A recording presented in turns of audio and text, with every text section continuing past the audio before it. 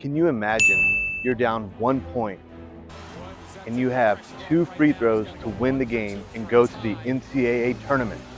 And then this happens.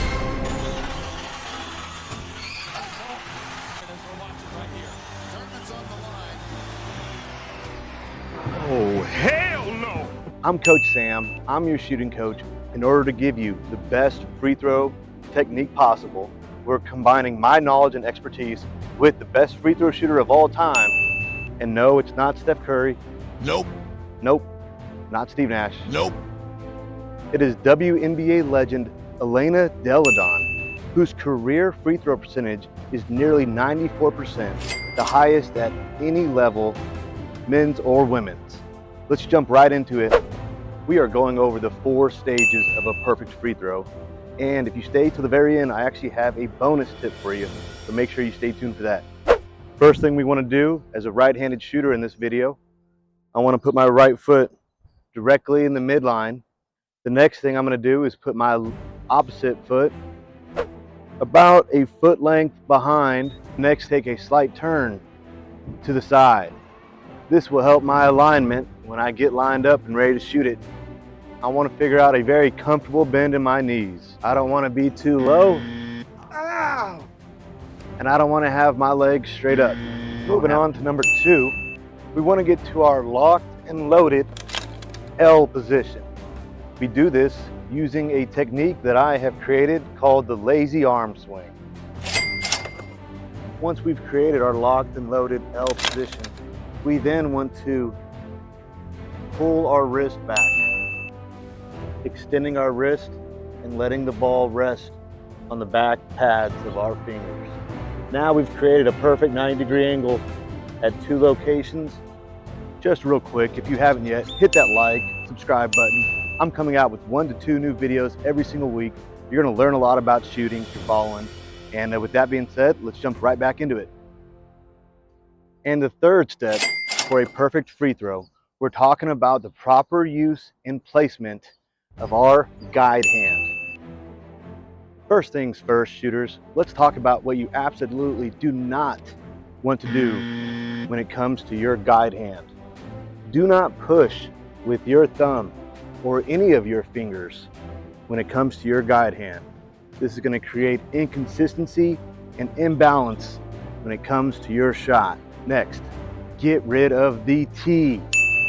Shooters, if your hands are too close together and you're creating a sort of T alignment with your thumbs, you're going to have inconsistency and you're going to cause a lot of stress in the shooting shoulder. Shooters, ideally we want our guide hand on the side and up a bit, not creating any friction and releasing tension on our shooting hand.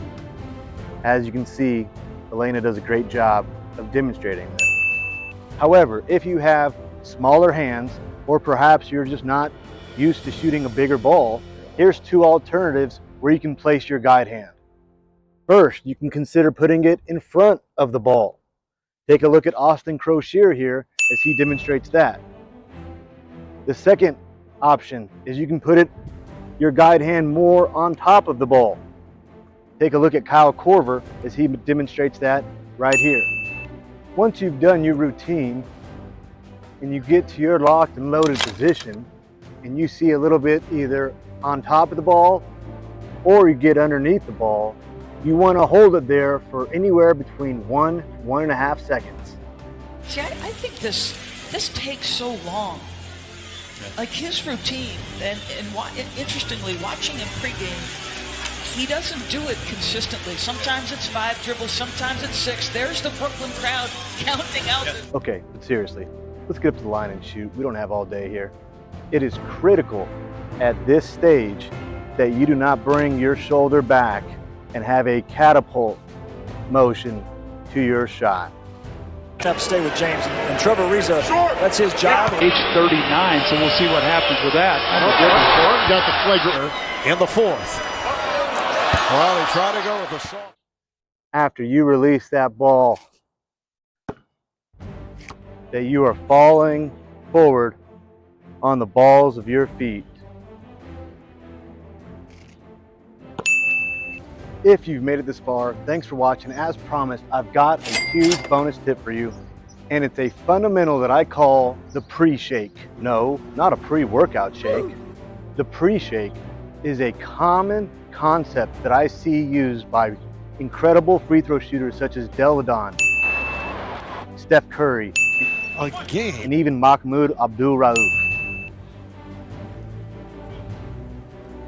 The pre-shake before they get the ball locked and loaded with both their arm and their wrist allows a release of tension and relaxation then to occur in their shooting arm.